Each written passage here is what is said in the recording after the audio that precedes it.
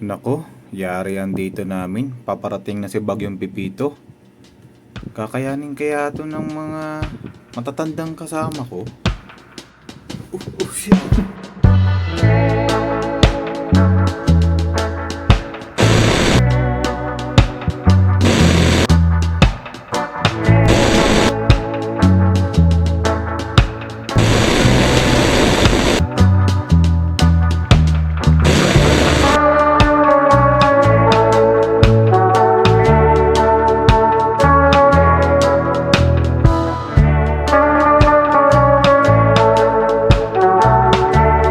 Ayun guys, good morning. Good morning Aretao. So nagto pa rin tayo sa Aretao, Nueva Vizcaya. At dito kami na overnight ngayon dito sa Hotel Pola. Dito lang natatagpuan lang, dito lang sa mismong bayan ng Aretao. Hindi rin naman nalalayo kung saan makikita niyo yung ito actually, ito yung Tan Highway na to. At along the way lang naman makikita nyo itong Hotel Pola. At makikita nyo, nasa taas lang siya nung Producers Bank, which is sila din yung may-ari ng mismong hotel na to. So, magkano lang naman binayaran namin dito? 500 per head lang naman. Napaka-cozy at napakaluwag nung lugar, napakalinis. At kaming 5 ay kasyang-kasya naman sa isang kwarto lamang. So talaga meron mga pang group at meron din mga solo, pang dalawahan, tatluhan. Buti na lang nagkataon na merong malaking room dito na kasya kaming 5. So 500 per head lang naman binayaran namin. And for today's video, so for today na continuation ng ating Cordillera Adventure Tour, yung nga yung pupuntahan ngayon ay ang Banaue Arc, which is ay yung pang-apat sa checkpoint ng aming adventure tour. So ang oras natin ngayon ay mag-aalas 6 ng umaga at mag-start na kami. Mostly lahat naman nakapag-pack na ng mga gamit at tara, samahan nyo kami ngayong araw na ito para matapos na ang ating second part ng ating Cordillera Adventure Tour Level 1. Let's go!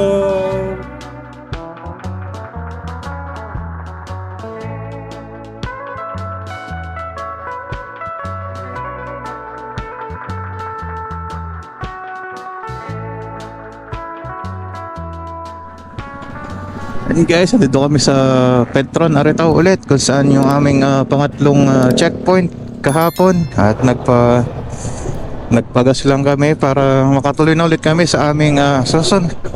Nag-connect na kami. Nag-connect na kami. Makikita kayo? On mo lang yan. So yun, after ng full gas ay diretso na ulit sa aming wala na ba to? Pang-apat na checkpoint na? Pang-apat na checkpoint sa Banaue Arch. Tapos after nun, Sagada para sa aming pang-limang checkpoint. Alright. Sino spira natin? Ikaw spira? Ako na tail.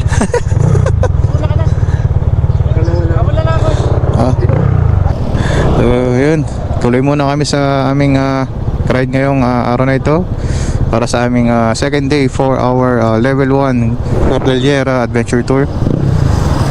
Right.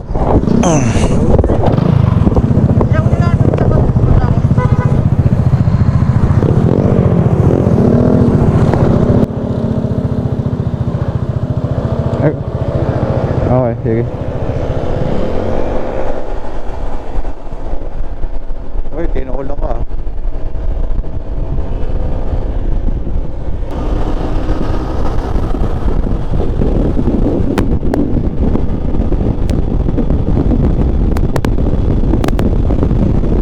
Ganda pala ng bulog-bulog dito.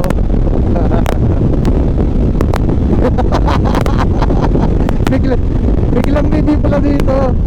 Kasi dumaan ako dito na hindi nakalimutan ko.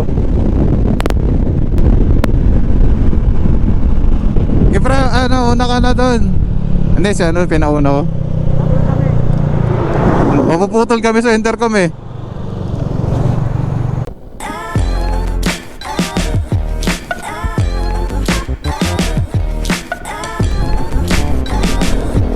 Ayan na.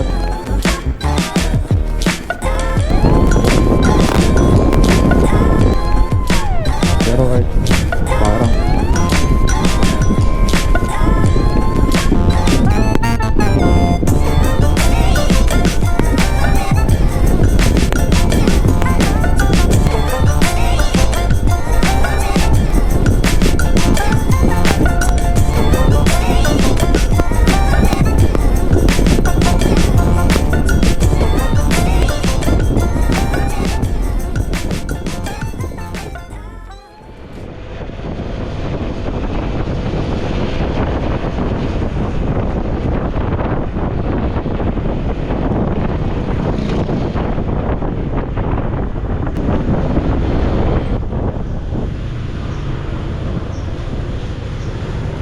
magandang umaga po. Ano po yun, sir? Magkasama po. Sama kayo? Opo. Sige, sige. Sige po. Salamat po.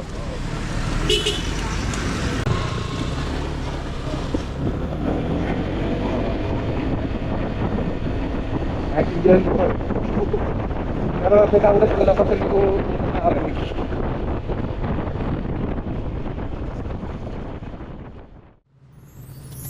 Pagdating dito sa mismong bayan ay hindi na namin natiis ang init. Kaya tinanggal na namin ang aming mga kapote at nag-decide na mga jacket na lang ang aming isuot.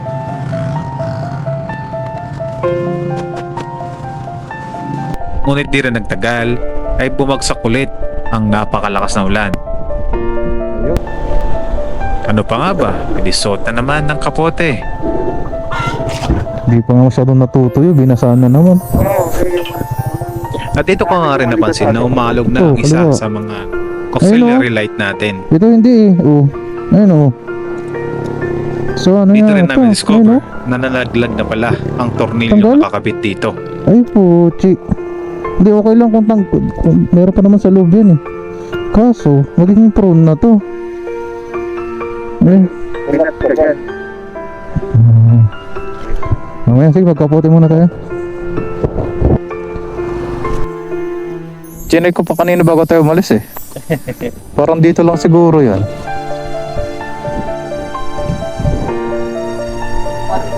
Sa akin yan. Makakuha ka ng motor, lagi may sa ka.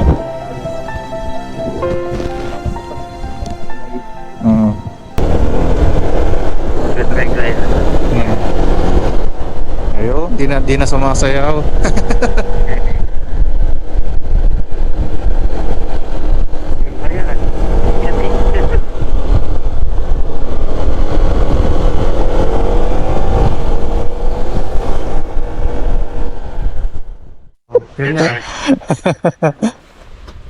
Ayun guys, so isa pang sulyap bago kami umalis. So napakaganda, di ba?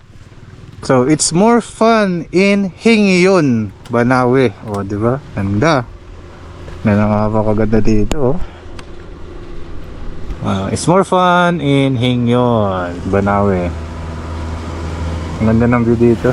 Sakto pala kaya talaga meron dito signage.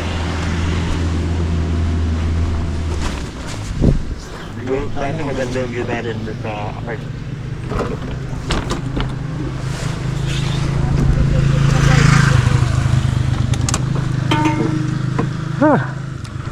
Ito ang ating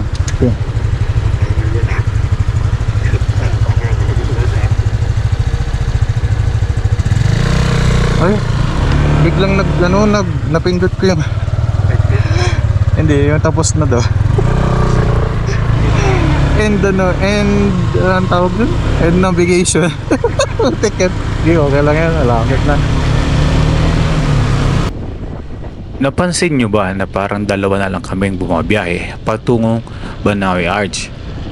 So kanina kasi nagkaroon kami ng miscommunication at balak talaga naming bumusita ng Ifugao National Museum para magkaroon ng additional pictures na pwede naming isubmit ngayong day 2 ng aming Cordillera Adventure Tour. Kasi nagpagas pa kami bago umakyat dito kaya nahuli kami. Pero dahil umulan nga, akala namin hindi natuloy. Di rin nagtagal ay narating na namin ang Banawe Arc. And touchdown po. Harap tayo ng pwedeng pagsalatan dito. At tulad nga ng aming prediction, ay wala sila dito.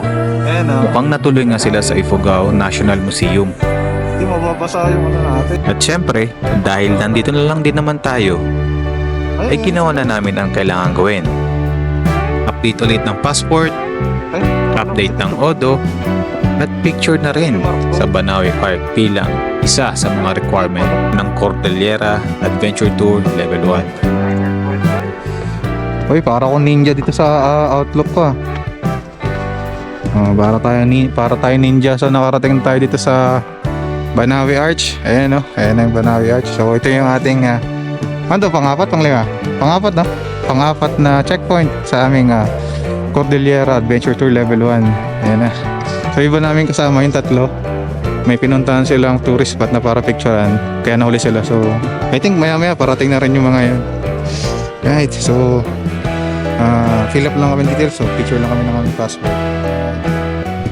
Ayun guys, tapos na kaming kumain dito ng tanghalian. Dito lang sa Carinderia na malapit mismo. Dito lang sa Banawe Arch. So dito lang yan sa kanan niya, no? So dito kami kumain ng lunch. At ngayon kahit umuulan pa ay didiretso na kami sa aming next destination.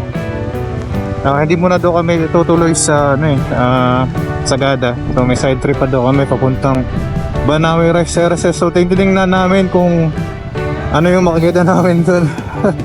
Pangdagdag sana sa tourism pictures na isasubmit natin. Right! Oh.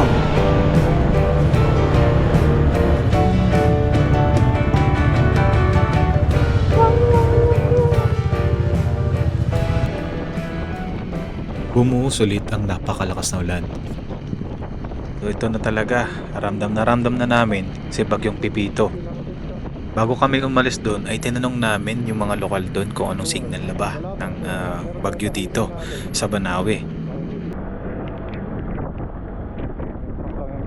Ang reporting nga nila ay signal number 3 na nga daw, moving to signal number 4. Talaga dito, medyo kinakabahan na kami. Hindi lang dahil malakas ang ulan, mayroon din kasi itong kasamang malakas na hangin. At dagdag mo pa dyan ang dulas ng daan dahil basa ito ng ulan. Ito talaga ang nagpatagal sa aming buong Cordillera Adventure Tour Level 1.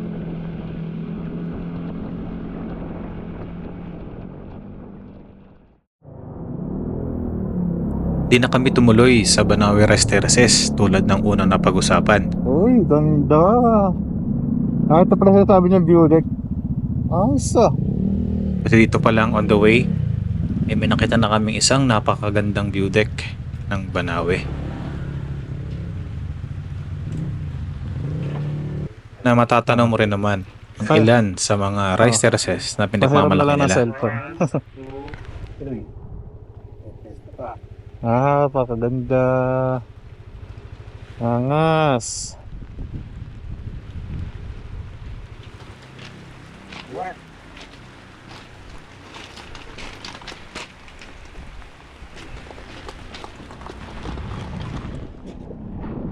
Saka napatras pa ako, no? Lag. Mababa lang naman.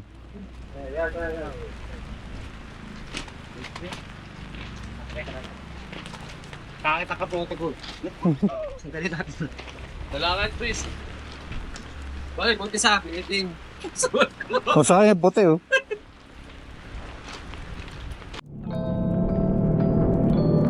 Iyon na malamang ang aming last stop dito sa Banawe. Kasi talagang lumakas na lalo ang bagyo. Malakas ang ulan, malakas ang hangin. Kaya ang main goal na lang namin ngayon ay marating namin ang Sagada, na kahit mabagal na ang aming patakbo ay marating namin ito ng ligtas at walang naaksidente sa amin. Ito pa ang isa sa mga naging problema ko habang nagmamaneho. Dahil nasa mountain province na nga tayo, isama mo pa ng malakas na ulan. Kaya talaga nanginginig na ako sa lamig. Basang-basa na ako. Basang-basa na ang gloves ko. At basa na rin ang aking damit. Hindi ko lang alam kung bakit tumagos ito sa aking kapote. Patong duwag, kumarap ka. Buti lang ay napag-isipan ng grupo na mag-stop over dito sa isa sa mga tindahan along the way para magpainit at uminom ng napakasarap na kape.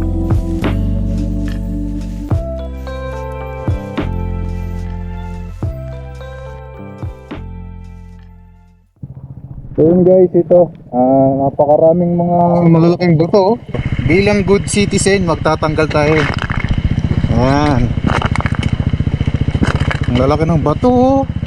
Grabe itong mga to, mga delikado to. Ayan no. Ayan po. Ang daming mga bato guys. Bilang good citizen of the earth, tatanggalin natin. Ayan o. Oh. Dami.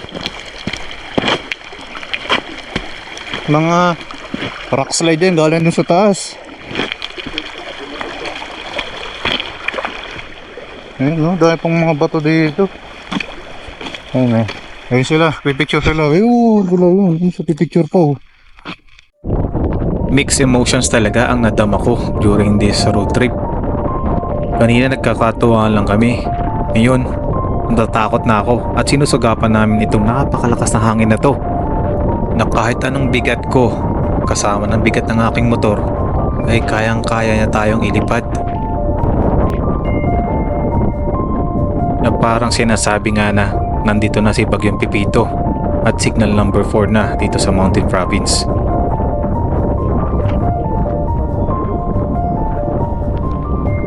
At ito nga si Bossing, mukhang nagulat na at nakitang nakatumba na ang kanyang motor na itinumba ng napakalakas na hangin.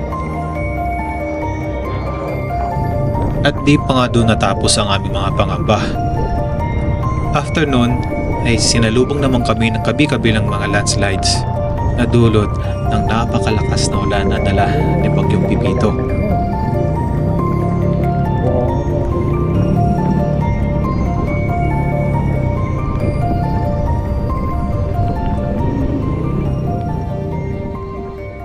Ito talaga ang pinagtataka ko. So may daan naman doon sa kaliwa, diretso. Pero nagbuta sila ng daan dito at gumawa sila ng kuweba para madaanan ng mga turista. So di namin nakita kung bakit o baka siguro may sira nga. Paki-comment lang sa baba kung ano yung talagang reason kung bakit bumutas pa sila ng kuweba para madaanan ng mga taong pupunta ng Sagada. At di rin nagtagal ay narating na namin yung parang pinaka-entrance paakyat ng Sagada. Miss Heinrich dito nung papuntang Sagada ay nag-stop over lang kami saglit, nag-picture at tumuloy na paakyat kasi hindi na talaga huminto ang ulan at karamihan sa amin ay basang-basa na.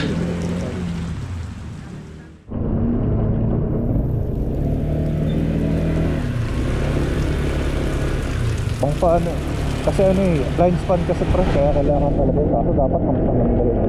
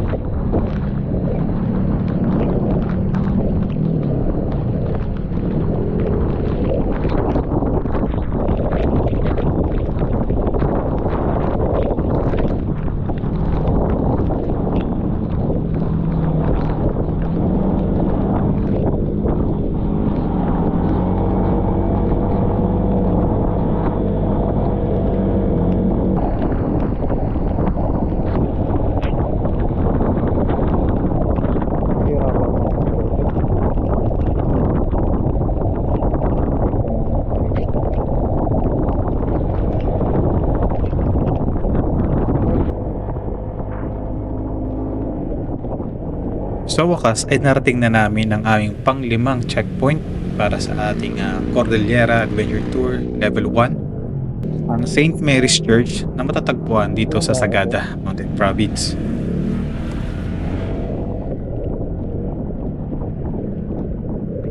Hindi na rin kami nagtagal dito, ginawa lang namin kung anong required at naghanap agad kami ng aming matutuluyan para sa araw na ito. Nanginginig na kaming lahat dahil basang-basa na kami ng ulan at para na rin makapagpahinga at makakain.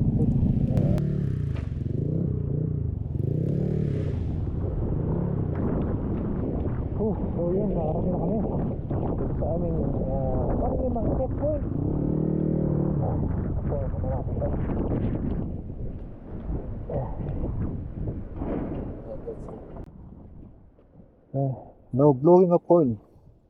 So dito yan sa St. Mary Church.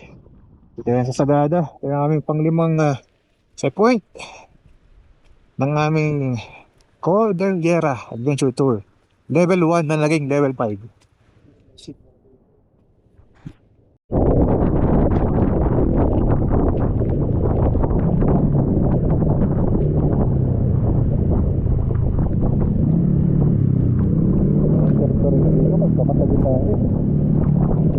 After naming mag-update ng aming mga passport doon sa aming panglimang checkpoint sa St. Mary's Church dito sa Sagada, ay dumiretso na kami sa aming tutuluyan para sa araw na ito. So dito nga pala kami tutuloy ulit sa Sagada Cave Pension House na dati rin nating pinagtuluyan nung nagkaroon tayo ng long ride last year. Kasama rin nila at iba pang ating mga tropa, at dito nga rin kami matutulog ngayong araw na ito.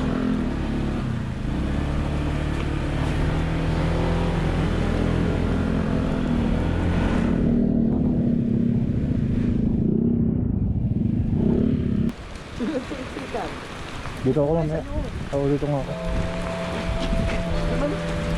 Dulas eh.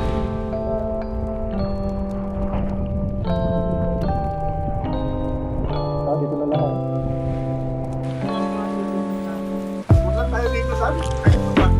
Yan na naman. Nalala niyo po yung dokasya. Wala ko yung kalubok pa ako eh.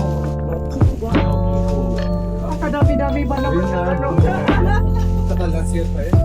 Welcome home.